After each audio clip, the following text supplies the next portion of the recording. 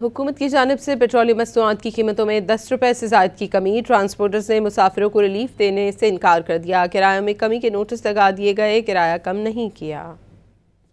Petroleum مصنوعات کی قیمتوں میں کمی پر لاہور کے لاری اڈے پر ٹرانسپورٹرز نے حکومت کی جانب سے جرمانوں سے بچنے کا نیا طریقہ ایجاد کر لیا۔ بسوں پر 30 روپے سے 100 روپے کمی کا نوٹس تو لگا دیا، تاہم مسافروں سے پورا کرایہ ہی وصول کیا جا رہا ہے۔ مسافر زائد کرایہ لینے پر آگ بگولا ہو گئے۔ پہلے سے بھی زیادہ کرایہ ہو گیا ہے، آپ کے سامنے دیکھ رہے اڈے والے یہ سارے مسافر پریشان ہیں۔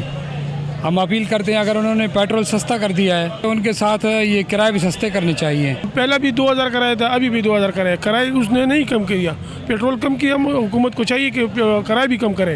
ٹرانسپورٹرز نے دعویٰ کیا کہ پیٹرول کی قیمت میں کمی پیشی سے کرایہ مقرر کرتے ہیں۔ پیٹرول ڈیزل بڑھے گا، کرایہ بھی بڑھیں گے، ٹرانسپورٹری تو ضرور جیسے گورنمنٹ نے چلنا ہے ویسے ٹرانسپورٹری نے چلنا ہے۔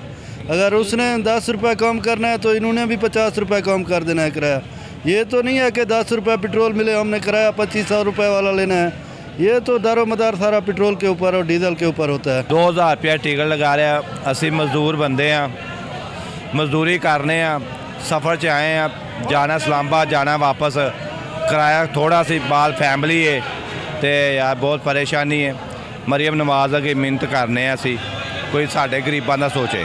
مسافروں نے وزیر اعلیٰ پنجاب اور وزیر ٹرانسپورٹ سے مطالبہ کرتے ہوئے کہا کہ وہ اضافی کرایہ وصول کرنے والوں کو نہ صرف جرمانہ کریں بلکہ سخت سزائیں بھی دیں۔ کیمرہ مین عارف احمد کے ساتھ عدنان شیخ، ڈون نیوز، لاہور۔